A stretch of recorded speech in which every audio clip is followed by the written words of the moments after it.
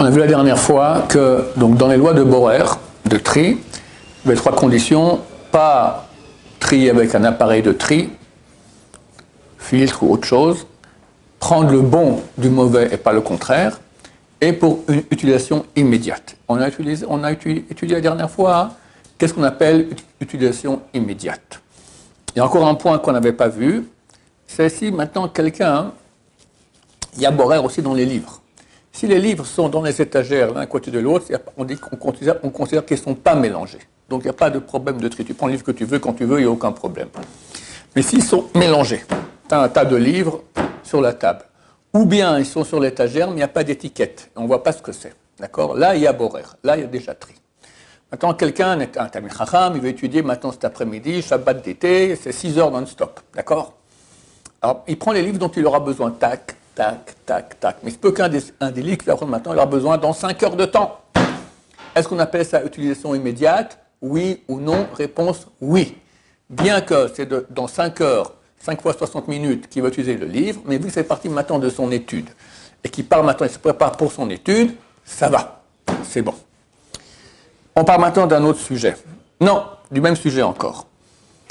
Est-il permis ? C'est un grand piège, ça. D'habitude, dans le frigo, les choses sont ordonnées. Il y a des compartiments comme ça, tu prends une chose, c'est pas mélangé, donc il n'y a pas de tri. Mais très souvent, dans le congélateur, tout est fourré là-bas, mélangé, et si tu prends une chose maintenant, dont tu n'as pas besoin immédiatement, alors c'est un tri. Le piège, il est que vu que c'est dans le congélateur, il faut laisser décongeler la chose. Par la glace. Hein ? À part la glace, oui.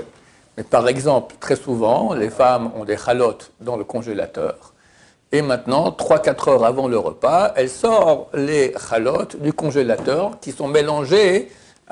Si c'est d'autres chalotes, ça va. Parmi les chalotes pour une chala, c'est pas considéré comme tri. Mais c'est une chala parmi les glaces, parmi, qu'est-ce que j'en sais moi, les gâteaux, les soupes, tout ce que tu veux qui est là-bas congelé. Donc c'est un tri. Est-ce qu'on va considérer que vu que c'est pour le repas qui vient, je ne peux pas faire autrement? Si maintenant j'enlève pas le pain, on va manger du pain glacé, du pain congelé au repas, c'est pas possible. Est-ce qu'on considère que c'est, comme le cas de l'étude, comme je dis maintenant, et c'est permis, on va dire que c'est pour consommation immédiate, ou non? Réponse, non. Non. On ne peut pas faire ça.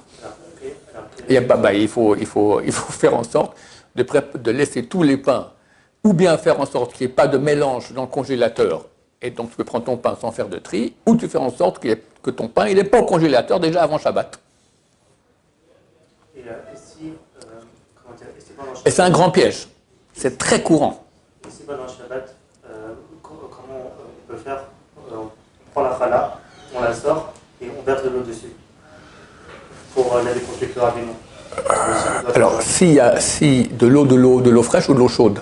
Non, de l'eau. Je ne sais pas, si tu prends un pain, tu mets de l'eau dessus, c'est fini, ton pain il est KO. Hein. Bah non, parce que après c'est décongelé justement. Ouais, alors la première couche peut-être.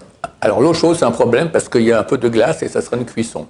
Tu veux verser de l'eau froide sur la chala, ça va, c'est permis. Mais je ne sais pas si ça va aider beaucoup. Hein. Parce que. Ok. Bon, dans ce cas-là, ça va. Mais il ne faut pas qu'il y ait beaucoup de temps entre le tri qui a été fait et la consommation. Je ne sais pas si tu arriveras. Ça m'étonne. Un cas similaire, tout à fait différent. Et après, on va poser la question, pourquoi est-ce que c'est différent? Tu sors maintenant de ton frigo un morceau de viande, on va dire, ou du riz. D'accord? Si c'est sec, on peut le mettre à chauffer maintenant sur la plata. Si c'est sec et complètement cuit. Sec, c'est-à-dire sans liquide? Sans liquide. Il y en a qui autorisent, il y a un peu de liquide qui est épais et qui est accessoire au solide. Il y en a qui interdisent complètement aussi. Hein? De la gelée qui a été réchauffée dans la cuisson la veille, qu'on a mis dans le frigo, la gelée qui s'est... Gelée, s'il y a beaucoup de gelée, c'est considéré comme du liquide aussi. S'il y a un petit morceau comme ça, le problème c'est... Bon, ne mélangeons pas, ça c'est les lois de cuisson. Moi je parle maintenant de Borer.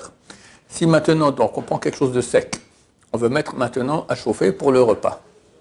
Maintenant, on veut le mettre à chauffer, je ne sais pas moi, 1 heure au moins ou 2 heures avant le repas.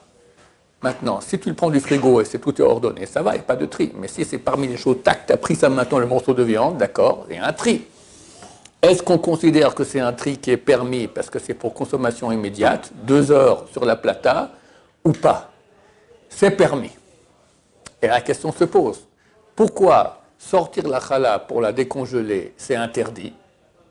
On va dire 2 heures pour la décongeler, et c'est interdit parce que ce n'est pas consommation immédiate. Et pourquoi le morceau de viande, c'est permis, c'est appelé consommation immédiate?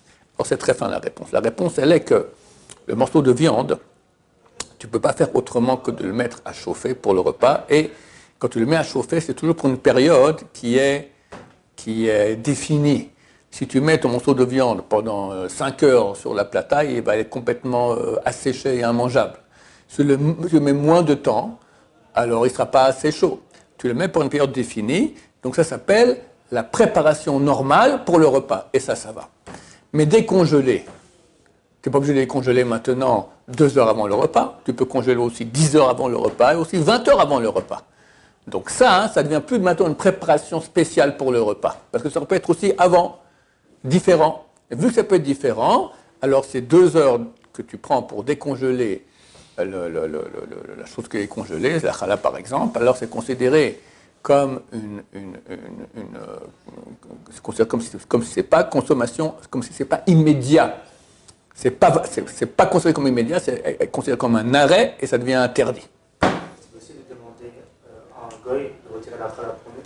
Alors, demander à un goy à Shabbat, c'est permis uniquement dans un cas d'une halakha interdit d'Erabanan, soit pour éviter une grande perte, soit pour quelqu'un qui est un peu malade, même un peu, soit pour une mitzvah. Alors, admettons que c'est pour une mitzvah, pour le repas. D'accord? Mais ce n'est pas d'Erabanan, c'est d'Oraita. Borer, c'est d'Oraita. Il n'y a presque aucun borer d'Erabanan. Il y en a, mais c'est très rare, très rare. Vu que c'est d'Oraita, c'est complètement interdit. Baruch Adonai, l'olam, amen va amen.